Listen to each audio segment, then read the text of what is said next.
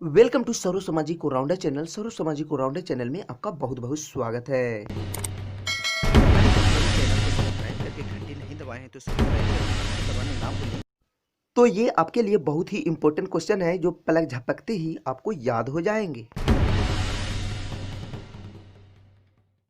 तो चलिए वीडियो को स्टार्ट करते हैं। पहला जो पार्ट है जीव विज्ञान बायोलॉजी का जो पार्ट है यानी जीव विज्ञान, इससे रिलेटेड कुछ ऑब्जेक्टिव क्वेश्चन दिया गया है। इससे 4 से 5 अंक के लिए पूछे जाएंगे, ठीक है। तो इसे बिल्कुल आप याद ही कर लें। इसके अलावा जो फिजिक्स और केमिस्ट्री का जो भी वीडियो बनाया जाएगा उस पर आपको कुछ हिसाब दिए हैं, उस पर कुछ मोल में परिवर्तित करने के लिए हैं, ठीक है। वो सब के लिए आपको कॉपी पर आपको पूरी तरह से सोल्व करके बताया जाएगा ताकि आपको रटने की ज़रूरत नहीं होगी, ठीक है।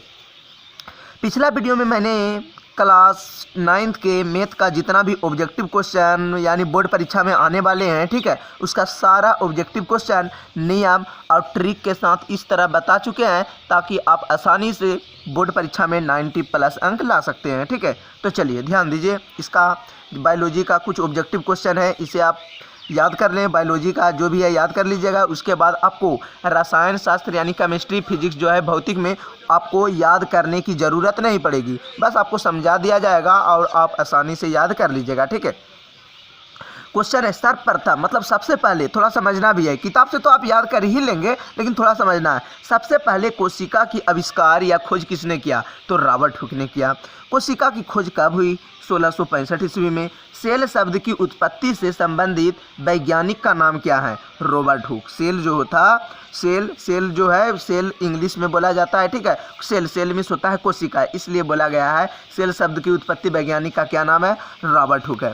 कोशिका के सिद्धांत का प्रतिपादन किसने किया? सिद्धांत अगर आ गया तो लिखना है स्लाइडेन एवं स्वान, ठीक है। जीव द्रव की सर्वप्रथम खोज किसने की? पुरुकंज ने। मानव शरीर की सबसे बड़ी कोशिका क्या है? तंत्रिका कोशिका।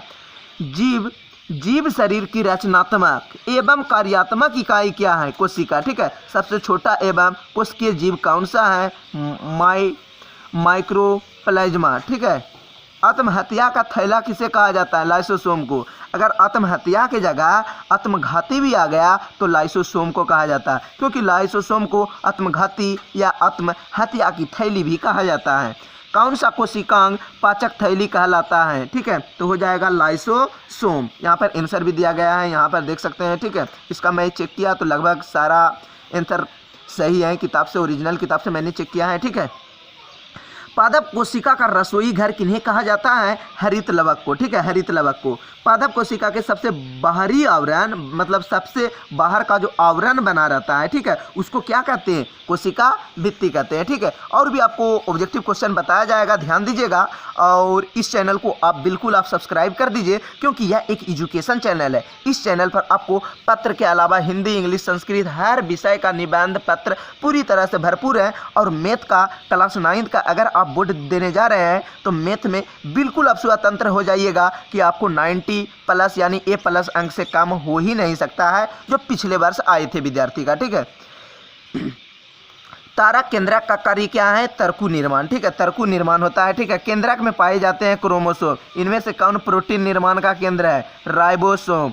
पादप कोशिका का कौन सा भाग निर्जीव होता है? कोशिका भित्ति। तारक काय पाया जाता है? कोशिका द्रव्य में। वर्णात्मक परिगम्य झिल्ली कहते हैं कोशिका भित्ति को, ठीक है। आप किताब से जितना जल्दी याद नहीं होगा, आप बिल्कुल आप सोने वक्त 1 घंटा आप देख लीजिएगा तो आपको सारा याद हो जाएंगे, ठीक है। पीले, नारंगी तथा लाल रंग के रंजकों में कौन सा पदार्थ पाया जाता है?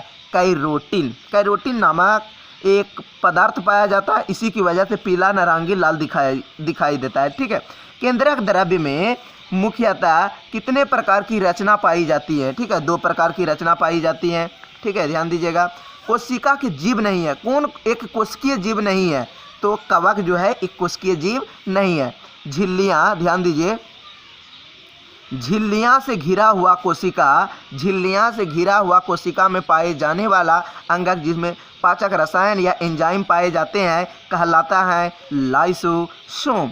कोशिका के अंदर प्रोटीन का संश्लेषण कहाँ होता है? राइबोसोम में। माइटोकॉन्ड्रिया का एक कार्य है ऊर्जा उत्पादन। इलेक्ट्रॉन सूक्ष्मदर्शी का अधिकतम आवर्धन क्या होगा? 2 लाख गुना होता है, यानी कितना? 2 लाख गुना होता है। ठीक है। कोशिका के किस अंगक में एटीपी पाया जाता है? ठीक है, ये तो आप जानते ही होंगे, माइटोकॉन्ड्रिया। ठीक है, ध्यान दीजिए। अगला और भी है ऑब्जेक्टिव क्वेश्चन। आप पूरी तरह से एक बार पूरी तरह से वीडियो देख लीजिएगा तो आपको ज़्यादा रटने की ज़रूरत नहीं पड़ेगी। लेकिन एक बात ध्यान दीजिए, मैं जो फिजिक्स का और रसायन का बनाऊंगा, अगर एक भी क्वेश्चन रट लीजिएगा तब फिर बाद में बोलिएगा। इतना अच्छा से मैं समझा दूंगा कि आपको उसके साथ ट्रिक रहेगा थोड़ा सा कि ये चीज़ देख लीजिएगा तो इसका आंसर ये ही होगा। इसी में नहीं, कोई भी हो, कंपटीशन का एग्जाम हो या कोई भी हो, आपका सारा ऑब्जेक्टिव क्वेश्चन याद हो जाएंगे। पहला पार्ट आज आपको समाप्त कर दिया जाएगा। ठीक है, तो चैनल पर अगर नए हैं तो मैं बता देता हूं, आप सब्सक्राइब करके घंटी दबा दीजिए, क्योंकि अब बहुत सारे चैनल को बेवजह के सब्सक्राइब करके रख चुके होंगे। ठीक है, तो ये एक एजुकेशन से रिलेटेड चैनल है, आप सब्सक्राइब कर दें, वरना आप इस चैनल को खोजते खोजते यानी सर्च करते करते फिर परेशान हो जाइएगा।